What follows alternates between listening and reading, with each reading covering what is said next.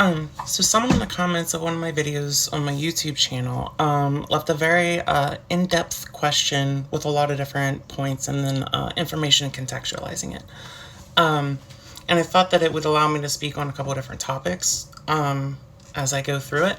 And yeah, and just felt like it warranted more of a video response. So the first set of stuff that this person posted was basically saying about how they're very supportive of the LGBTQ community. They have friends in the community, but they're worried about their questions being upsetting. Especially since, I don't know, I wasn't like this a couple years ago. I don't know. I've grown as an adult over the course of a very big project that I've been running. So anyway, so a lot of people, and I've also had a lot of insight because like I spun out to a mental hospital and then like got all my BS dumped on me, and that was like in 2012-ish. And I've been really working at my own stuff since then, and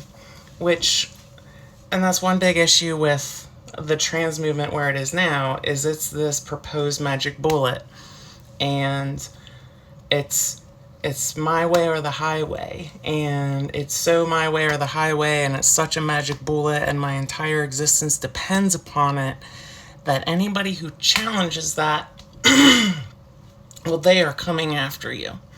So, I don't do that anymore. I never really was like that, period, but I did have a lot of strong opinions, and I did get overly sensitive about things. However, I learned a very, very long time ago, before I transitioned, that making a fool of yourself in public doesn't look good, and I really tried my hardest to not make a fool of myself as I transitioned.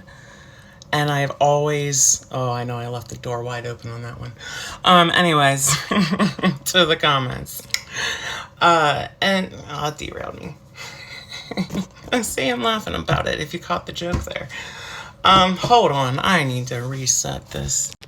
Okay, so I'm always trying to like just refine my own behavioral presentation, and I don't think that a lot of people realize that they need to do that part too. And that's not just in the trans community. I think that that's something that we as a society for some reason don't want to acknowledge, is that we should never stop growing. Like, why do you want to stop growing? Like, obviously we stop like growing, and you don't like, but like your brain can keep going. Like, yeah, don't just limit yourself by age and experience. You can just keep learning new stuff. YouTube's awesome for like, I just scroll science stuff. Anyway, I digress. Another factor in this is most people who are trans and actually experiencing gender dysphoria and transitioning is a good option for them. Almost everyone I've met has had trauma. And a lot of that is associated with either back when they started to feel that way, or just because they felt that way, or even years afterwards because of socially being like, for some reason or another, I feel like I just, all the people I've met anecdotally have had trauma. We've all shared it as like a, hey, it's our badge of being in the club. But that means that if you haven't been able to face that trauma and work through that trauma, often just the way that our brains work in resurfacing and connected memories and things like that, like, here's a crazy side tangent. Nobody sees the exact same thing. Everything you see, you're not actually even seeing reality. You're seeing recalled of millions and millions and millions and millions of pictures that you experience, which come to an average of something that then your brain superimposes with likenesses to build the thing in front of you. And that's why you experience deja vu. So when you start, and this is how, so this is a really good way, if you know someone who's transitioning, a way to help build a new set of memories with them, is interacting one-on-one. because when you interact in a group often or talk about the past, the memories that are being talked about have other associated ties. And while we may be recalling fun memories, unfortunately, the brain remembers trauma over fun. So, if you're talking about, when so and so was ha ha ha, that might not, that may have rippling effects. So, for me, someone might be telling a fun story about when I was little, and then my brain will go, yup, and what about what happened after that? So, the problem is, a lot of people haven't gone through a lot of the work to face that. Like I know all the things for me. I done discovered that, but I went to a hospital. I went to mental hospital, and I had that feeling inside me of I don't want a revolving door at one point. So the last two items that I think cover most of the first points that this individual was kind of talking about. One that I should highlight that I kind of did miss is getting up. Unfortunately, every trans person, because of everything that I just described, is going to have a different threshold of tolerance. For example, I stopped calling it dead name just because dead name has a negative connotation. I started calling it birth name. And that's only new. I still used to get really upset about it. And I remember one time I was at my rental office, and the gentleman, he was really sweet, really nice older guy, and he was like, "Oh, I forgot when you came here, you were," and he said my birth name, and I was like, "Why would you say that?" And I got so upset, and he was confused. He's like, "Well, why is it upsetting? You shouldn't feel ashamed of it." And then I was like, "Well, it is." And he said, "Well, I have someone in my family and they're not." And my brain was so fixated on just being upset about it because I had this whole entire thing associated with this. Like, it's about the thing. Like, it's about the thing. And it doesn't need to be about the thing.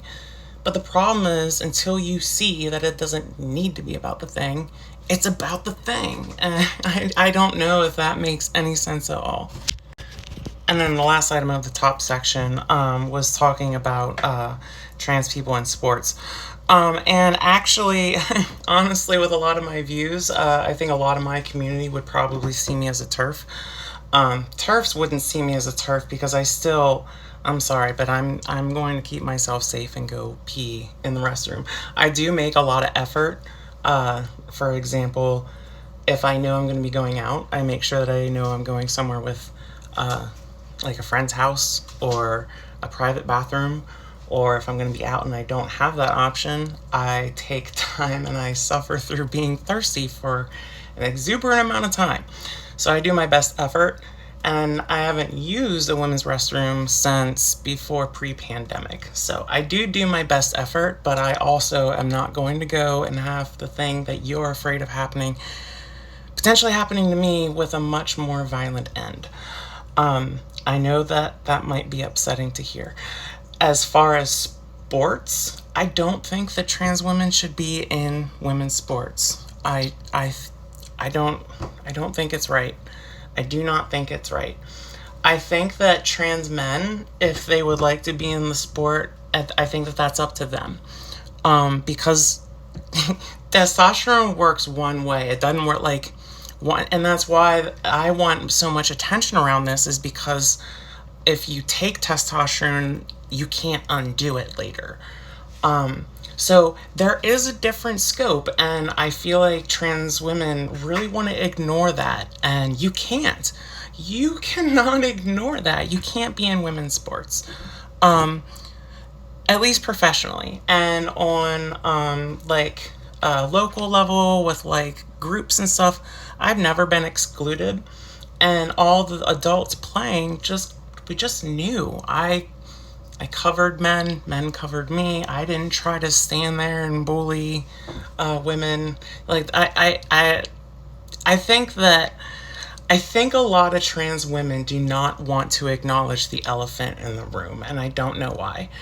I mean, in a way, I understand the feeling, but now that I'm not feeling it, I cognitively can't understand why I had it.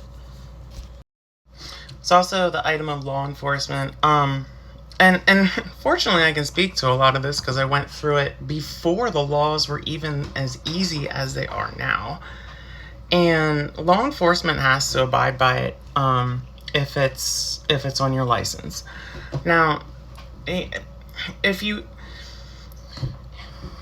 people call me sir, they call me mister. Like I get shots fired in the comments that y'all don't even see, that YouTube flags, and I just don't post because it's just okay, whatever. That's going to happen. And I know people aren't gonna like this, but not all cops are bad. I really found that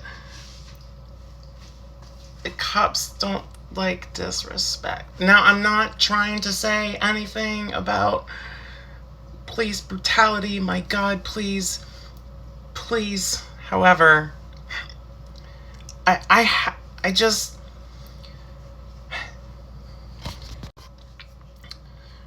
You used to have to go through a lot of mental health prerequisite barriers before you could even talk to a doctor about going on medication and even understanding realistically what changes would it be doing for you. Mainly it was working out.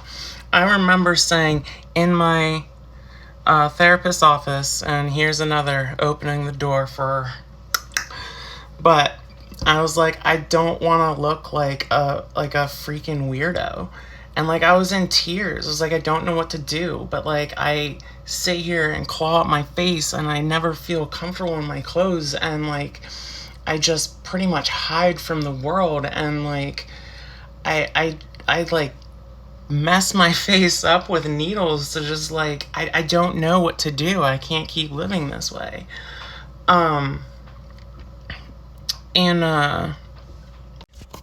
people were not having those real conversations. And I was fortunate in having already pretty feminine features, and for some reason I didn't have a lot of testosterone activation during my puberty stage. Like, I didn't even grow facial hair, like my first facial hair, and I thought it was like, okay, this is what I'm supposed to do. I'm supposed to have facial hair, and it was that little soul patch thing and then like a little bit of shit here. And I couldn't even do that until I was like 24. Like, I don't know, just something in my system when I actually got my hormone levels checked before going on medications. I was at the really low end of the spectrum. People used to think that I shaved my legs. I'm like, no, I just don't have hair. It's like really fine, like peachy fuzz, even into like my adulthood. Anyway, yeah, you like really are supposed to go through this, you know, will I be passable enough that I don't have more dysphoria? Which is another thing that people really get hung up on, is this notion of passability, and passability meaning you can't tell how I was born. You shouldn't be able to. That was one of the cruelest things that confused me for a very long time, because people were like, you look exactly like a woman. And I'm like, okay, then why did those people clock me like that? Like, I don't understand. I know that even comments people have said like, you know, that they wouldn't have even known, but the problem is there's a camera here. I'm 6'2", and my hair is flicked very purposely like this because I think it makes me look better. But I assure you, if you saw me in real life, you'd be like, oh, that's a trans woman.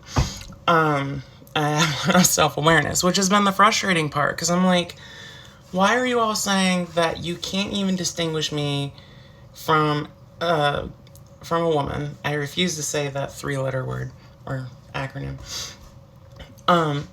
And then these other people are like clocking me and, you know, whatever. And it's just like, because people kept telling me something that wasn't true. They were telling me something that wasn't true. And going to stuff that I've talked about with there being comorbidities of personality disorders, one of those is difficulty differentiating reality. And that's one of the reasons that there is such a high correlation, is because of the fact that there's a difficulty on a literal foundation. Like I'm on antipsychotic medications, like as maintenance meds. So the discussion needs to be had. Will you be passable in 5 years to where you will not feel more distress? If the answer to that is you will still be continually called male and it is going to dismantle your identity, then transitioning is not the proper path. I don't know. That's the unfortunate reality. I don't know what to say with all that. I think that people are way more willing, especially as we can see with somehow Dylan Mulvaney winning Women of the Year. People are willing to acknowledge you as a trans woman now, I think. But there has to be self-awareness that, you know, if you have not removed body hair and you don't have breasts and you do not visually represent as at least some sort of archetype of woman, and yes, we do have to be a little bit stereotypical here, not in a bad way, but like I try to do like the hippie stoner girl type thing. But just going in there, just going in there. However, I'm sorry, you don't get to be original when you're trying to say that you are a woman, because you are trying at this point to adhere to what society has as a construct built upon a biological thing. So there is no rewriting that biological thing. That's if you want to be in the group, then, well, can you play by the rules and can you do all the things necessary to do so? So I think that a lot of trans people don't want to hear that. And you can see it in some of even TikToks and stuff, calling people transphobic for not wanting to date them. No, you should have. Okay, that's going to lead me into the next one that you had asked about. Hold up one second. I'm munching. Oh, that's lame. I'm realizing on playback that sometimes I'm sounding a little nasally, and congested and stuff. The window's open and yeah, anyway, whatever. So on dating apps. So I've used dating apps in two different stages in life. When I first was dating and found my partner, it sucked. There was only, you couldn't, it was male or female. And most of the time I just listed as male. Because it's like, well, I mean, okay, first, if you're trans and you're entering the dating space, you need to have self-awareness or you shouldn't be dating. Not only should you not be dating because you can't handle the fact that people are saying no, which is a consent issue, I don't think that you've done enough work on yourself that you can be... Don't be in a relationship if you can't handle orientation. So anyway, so I listed as male, and I was trying as male for so long and got so much BS from dudes, and I basically got pushed off Grindr and pushed off the other dating apps, and then I listed as one. It was on Facebook dating, and I listed myself as a woman, and like a few swipes or whatever in was someone I went to school with, and I'm like, well, deleting this shit. So I actually went through and I was deleting all my dating apps at the time, and that's when my partner happened to comment on this. She sent me like this. It was a cute message, and then boop. Recently, as a lot of different LGBTQ people do, we went back on dating apps for some things. But I didn't even know, the first place I went was Tinder. And I was like, okay, so Tinder changed because Tinder has, you can list yourself as a trans woman. And I'm like, okay, cool. Now I try now, and I tried when I'm on dating apps to make sure that I give a lot of non-filtered photos. But let's be real. Everybody wants to use something that makes them like, right? And when I use a filter, I pass very well. And especially if I use one of the super hot ones that people like to use flashiness with. Anyway, so I learned very quickly that dudes don't read your bio at all. Especially since I had in my bio as the first line was, I'm a trans woman. And it was crazy the amount. And so my intro line every single time was, hey, did you see my bio? And then I'm trans. And you know, there's benefits to looking passable, and when you're trying to date, there's a lot of negatives to looking passable as well. Because even when I backed off of my filtered photos to just actual photos with me wearing makeup, and I still had a lot of people that didn't realize. And it was one of those cool, well, thanks for the slap on the face because you can't read. So then I even tried putting as text over my pictures, I'm trans. I'd put little eggplants and shit on it, all sorts of stuff. And then they would flag my pictures as having stuff and I couldn't have it there.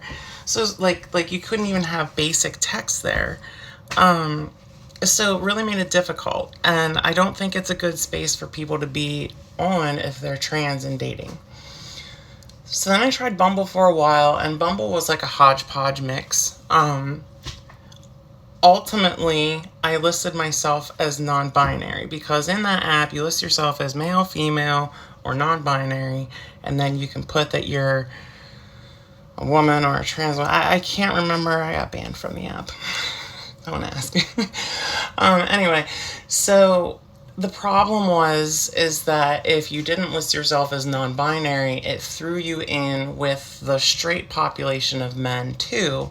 So I kept coming into the same problem there, and that people didn't really want to read. And then, so then I got kicked off Bumble, and then I was using Tammy for a while.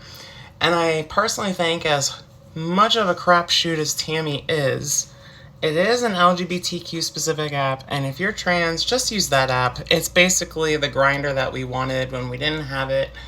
Although you probably don't even remember when Grindr was what it was.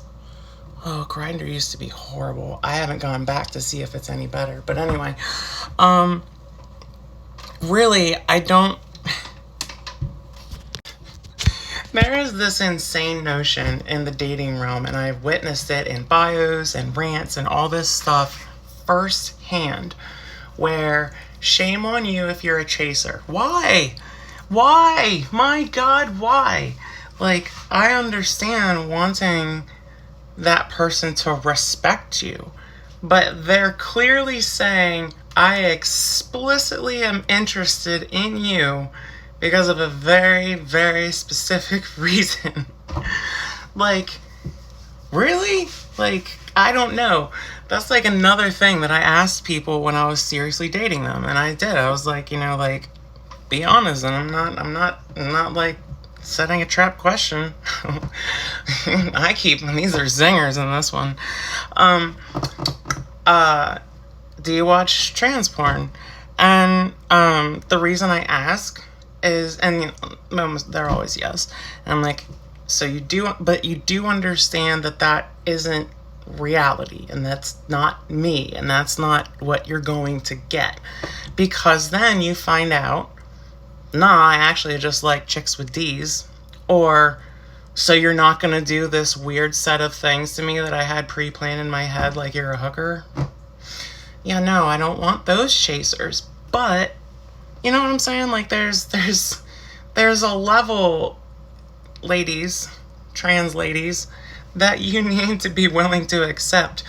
But then the immediate thing that y'all do is start giving a dude shade hard, and don't give him any kind of a chance. So I don't know what you want, but you're gonna be forever alone if that's how you handle the dating world.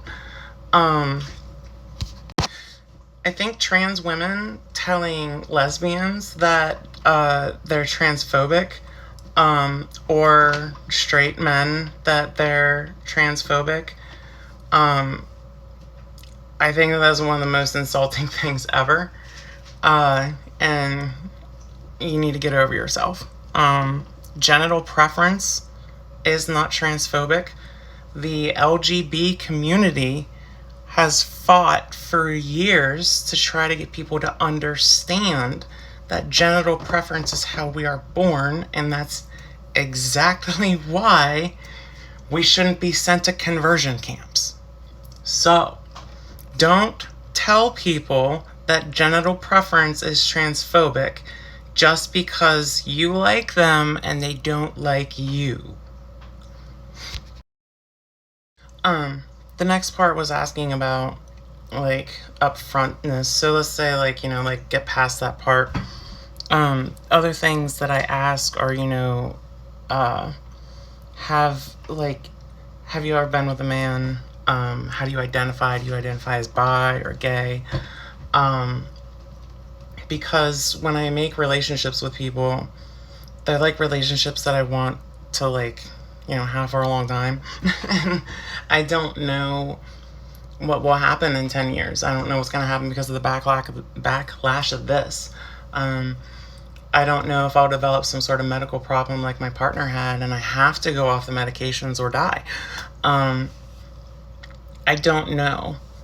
And so with that, oh no, I lost the thought. And with that, I don't know what will happen, whether or not testosterone will start ruining me again or what. So, I just am aware of it. Why get yourself into that situation? It's dangerous too. There's something called, I don't know the better term for it other than, cum shame, post cum shame. And that's how a lot of trans women get violence against them. And that is essentially, you didn't vet the person out well enough. They just wanted to do stuff with you. And now they feel away because they are not turned on right now. And they now view you as a man. So it's really dangerous it's just not, it's not good to do that. It's very bad, and it's not consenting. Because when if you're not upfront and you're not basically broadcasting that as the very first thing, and you're not acknowledging that reality, the person is not consenting to the situation they're getting into. Because I used to list myself as pans or whatever, bi, pans, whatever we're calling it now, I would get a lot of chicks in my DMs too, and my first line with them too was, hey, did you see my bio and that I'm trans? And pretty much every single one of them was like, oh no, I'm not really interested. And I'm like, yeah, I figured, no worries. And I feel like maybe that was so nice for them that they didn't have me freak out. I hope that's what they got from it. Stalker situation, I never list my actual real info. I don't even list my real birthday. So I list the right birth year because just so I know that, if there's statistics running on something for something in the background, because I'm a software developer, I don't want to mess up that. But yeah. You had talked essentially about something that's blackmailish, and I shame people who tried to get with me and they're not open about it. Like, I had this one person literally mask themselves and there's not even a real picture of me, and I'm like, what? They're like, yeah, I don't want anyone to know I'm on here. I'm like, no, why? What am I gonna be smuggled in a bag or something? Like, come on, no. Why are you even talking to me? So I think that again it comes down to self-awareness. If you want to put yourself out there dating and you want to date a trans person, or you are a trans person you want to date, and you're not willing to come out to the level that someone might find out if you're not prepared to deal with it. So I actually wasn't ready to come out when I had to come out, and I had to come out because someone who I thought was a friend outed me on Facebook, and I had a lot of people that I worked with on my Facebook. And then I was a little bit immature at the time, and my reaction was to go, fine. So I updated all my pictures to basically like my pictures of when I was trying on like clothes and stuff like that. And I was like, huh. And I remember my sister messaged me because I wasn't even thinking about it. She's like, is there something you want to talk about? I'm like, oh yeah. And I remember one of my friends, like, this was like the first comment, he's like, well, there's something you don't unsee. So, yeah. So next thing that I want to talk about is actually a very small portion of what this individual wrote. However, it's a bit more expansive on, it even touches on why I'm even branching out and doing all this. And essentially the comment is talking about hesitancy with trans and LGB being grouped together. So before, if we go back in time, before there was the T, there was only lesbian, gay, and bi. And most people viewed trans, people like me, as just a sexual fetish. There was enough evidence building with psychiatrists and understanding that there were actual diagnostic ways to understand if someone is actually dysphoric, as well as how far they're willing to go to look that way. So, for example, before I had all my laser treatments and stuff, I used to take my epilator and grind my facial hair off, which was very traumatic for my face, and it really hurt. Like, I hadn't had any done yet, so I had a man's face with man beard hair and is ripping in chunks, ripping it out. That's how dysphoric it made me, and that's why I got it all lasered off. So enough psychiatrists came to a consensus that here is enough evaluative criteria to diagnose this person, and we understand that they need help because they don't want to present this way for what we would deem a fetish reason.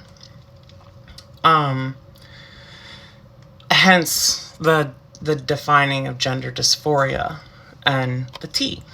Now, the LGB group realized, and this is just me kind of putting things together, so my God, if somebody wants to go and quote me on something I'm saying incorrect, I'm sorry, I'm just reading society and society's responses. The LGB groups started lobbying and stuff on behalf of the trans group, pulled it under their wing, like, okay, y'all are here, y'all are safe. Oh, intersex people, yep, you all are here too. You all are safe under our wing. We'll make sure that we're activists for you too whenever we're doing things. Then, at some point, this started to change. From my perspective, here are the chain of events, because I went through them. I literally saw that trans was finally starting to be accepted. There were people platforming for it. My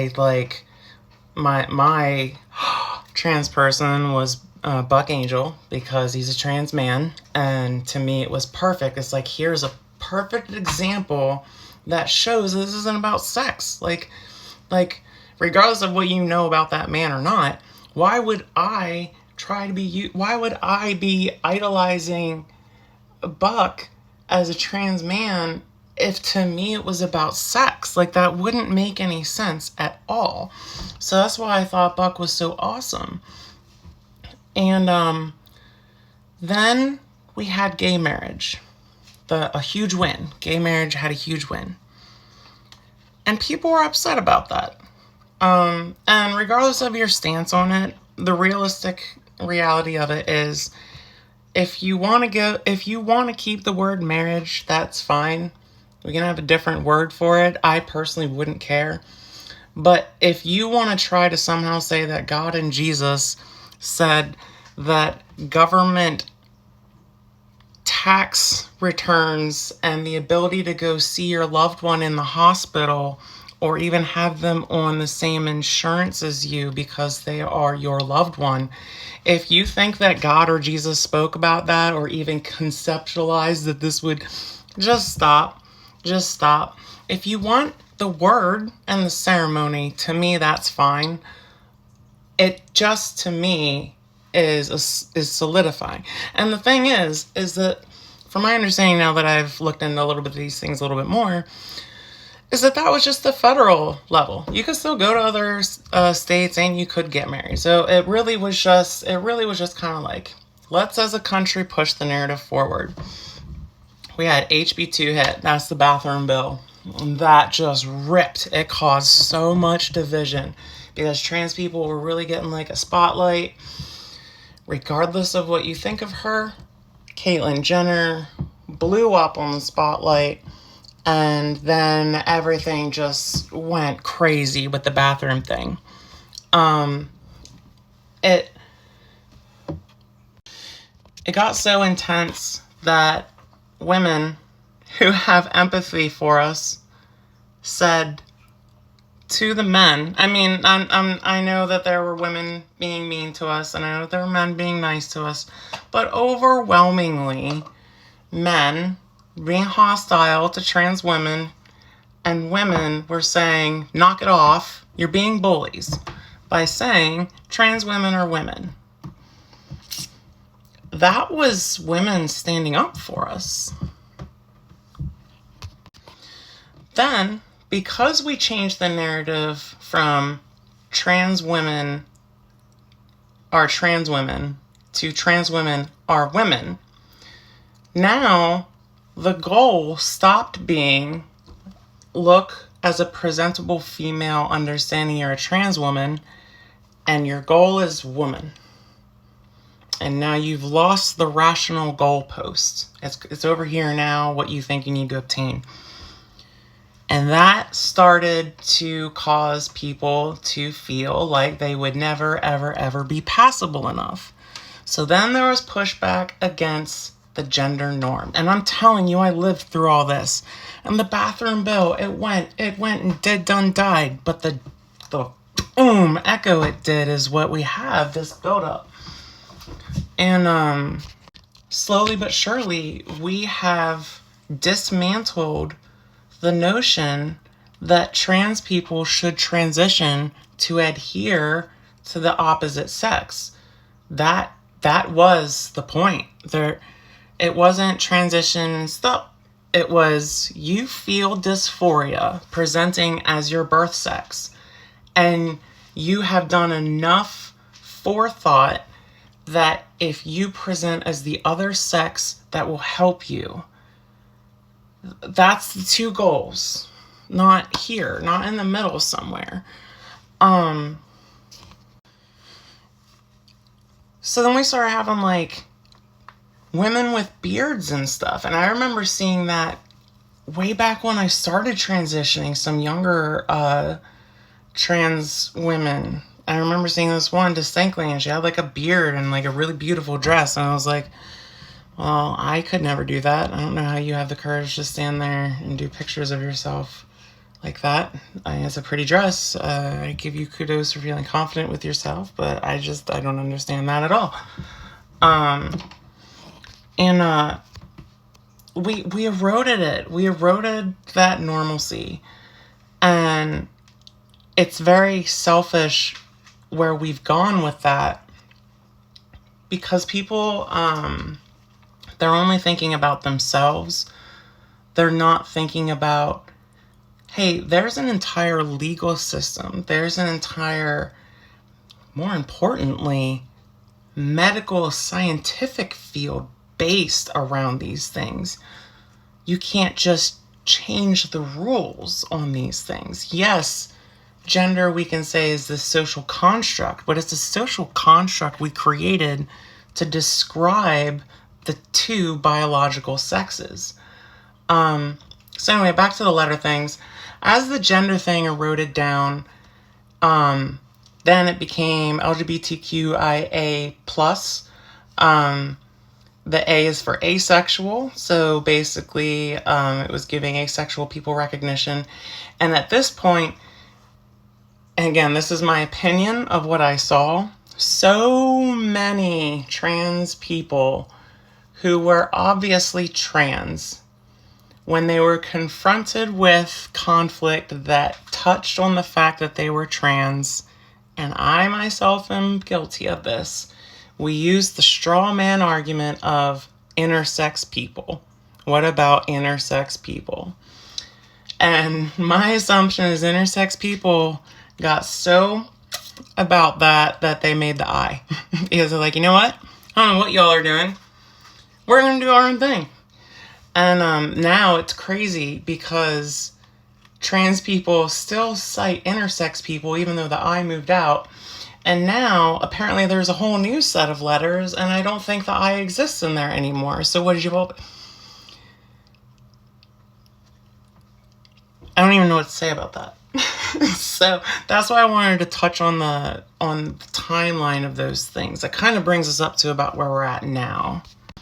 I can't speak on DEI recognition when it comes to race or in the purposes of the person I'm responding to is self-identified as someone with a disability. But as someone as trans and work with the DEI thing, so there's two pivotal points or two eras of my career. One is when I still worked in the office, and I worked in a very rural area, and I had it safe, but it was still a struggle. And then there's post-pandemic, where everybody went remote. We had a lot of change in our teams, who we worked with and everything. And I was so over being called he, him, sir all the time on meetings, because basically I had to deal with that. I had to keep dealing with that until 2020, despite having started to transition like 2015 into 2016 or something like that. And and again, I understand that I look like a trans woman, but you know, at some point it becomes normalized behavior just to keep doing it after like 5 years. Just saying. So I refused to be on camera for a while. And it wasn't until last winter, so about a year ago, that I just was like, I don't know, something in me is saying that I need to just like put myself out there. Because I have a pretty high position where I work, and I work with a lot of people at upper management levels, inherently due to what I work with. And I just wanted to be like, so I went and I talked to the head of HR and compliance with where I work at to make sure, because I was like, I want to get face tattoos. And she was like, I don't see anything wrong with that, depending on what you get. Like, you need to make sure. I was like, I just want to get some flowers. She was like, oh, you know, like, yeah, that's not a problem. You just have to be, you just can't get anything that could upset someone. I'm like, no, of course, I don't want to tank my career. I'm like, I'm good, but I'm not that good. And so I was checking with her, and as we were talking in that meeting, I was like, I have like finally just faded to the background, and nobody even knows I'm trans anymore. I'm finally got my recognition and being seen as just another chick. And I have that recognition, and I have earned that, not as a trans person. And I want to just, boom, go on camera, because I'm covered in tattoos. And I don't fit the mold of corporate America.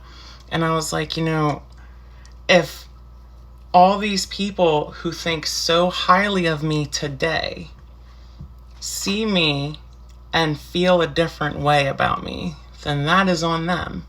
and I just want to see what happens. I just want to do that. I just want to throw that. I just want to come out again, basically. And I did. It went over amazingly. And I will say that if I had gotten to where I am because of the fact that I'm trans, it would not feel as good as it does. Yeah, I would hate to be just a DEI statistic. Again, this person self-identified as having a disability, and they're drawing like an empathetic relation to me, in that they're understanding, the mental disability and essentially everything in our mind working against our self-perception and all those things. And I just wanted to thank you for acknowledging that. I would never have, well, yes, I do know, understand, and acknowledge that it is a mental disorder. I would never have classified it in the same way as needing mobility support or something like that. I don't know. Maybe that's because I deal with it. And maybe it's an unfair bias I have. I don't know. I thank you, though, for drawing that parallel. It was very kind. So on the topic of the next part you're talking about is your friends with misgendering and stuff like that. And yes, that used to ruin my world too. And honestly, now that I am through that phase, I can honestly 100% tell you that it is most likely because they still don't accept themselves fully. In addition to that, social media has quite literally trained you, not you, but trans people, that being misgendered dismantles their entire sense of being. And again, I'm not saying I was not like this. I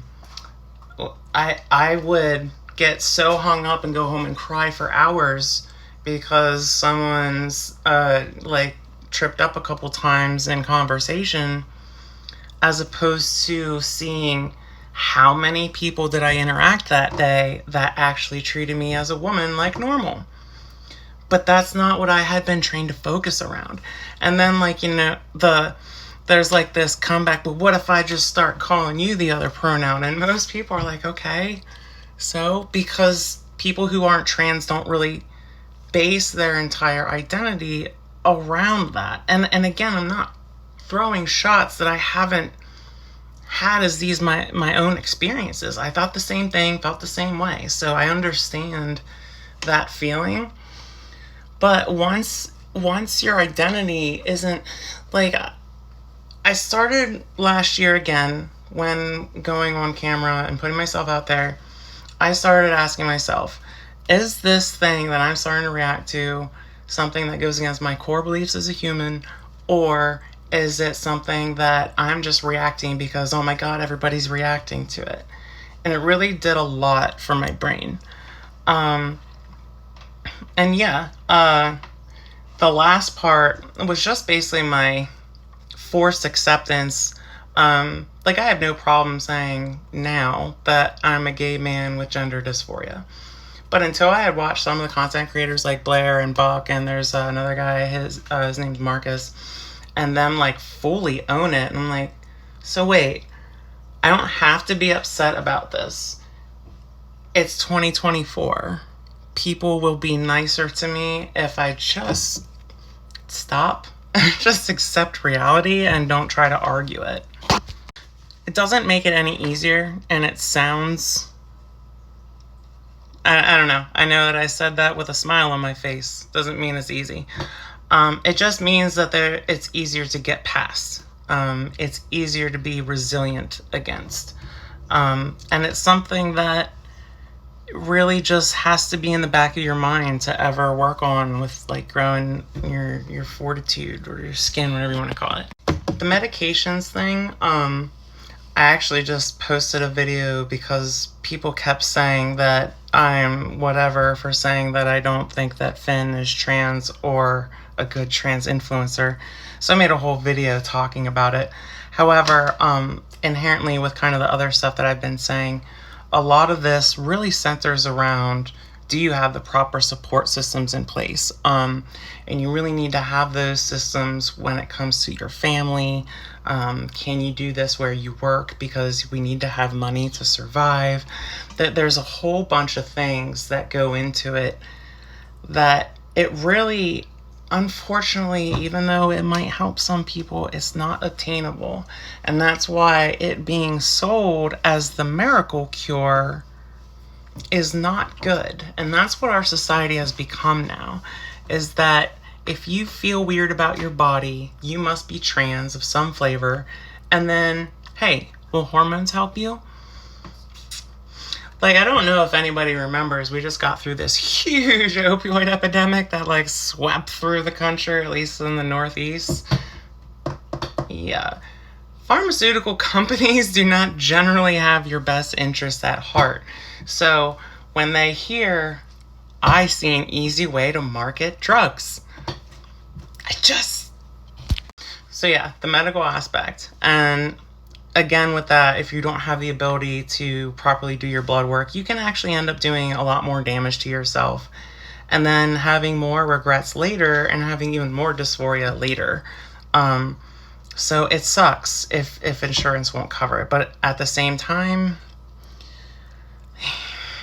I wish I could literally transplant my brain into a female body, but I can't. We have to accept the limitations of what we have to work with. The rest is warm sentiments about being supportive of this person's friends and the LGBTQ community, and really just everybody in that inherent sense of wanting to just be seen as who they truly are and feel accepted and connected and things like that. And I liked that message. It was very warm. I would say the best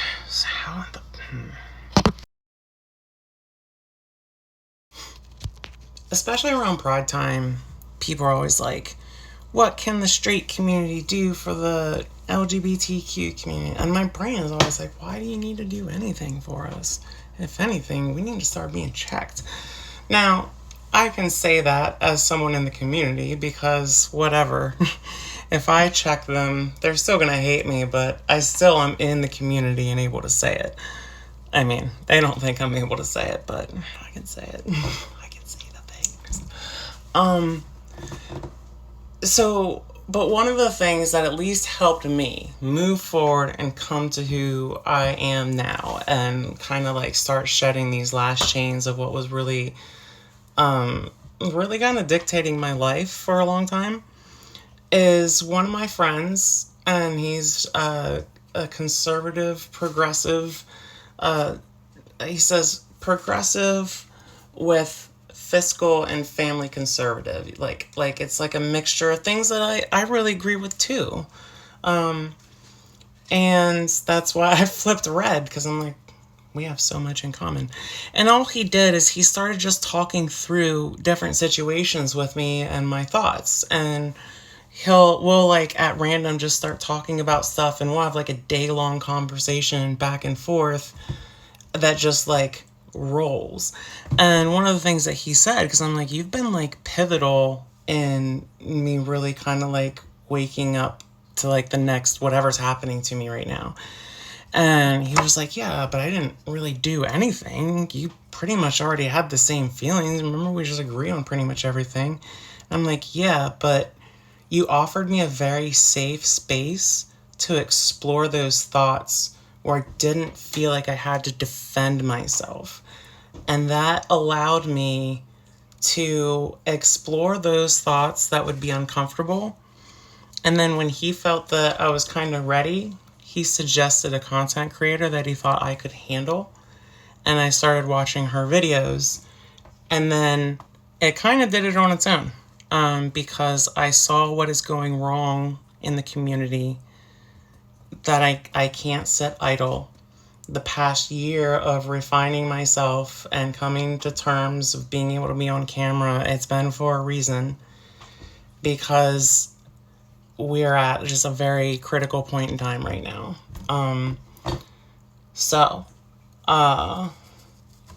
that wraps my response to your comment up. That was a long, long video. I hope it was enjoyable.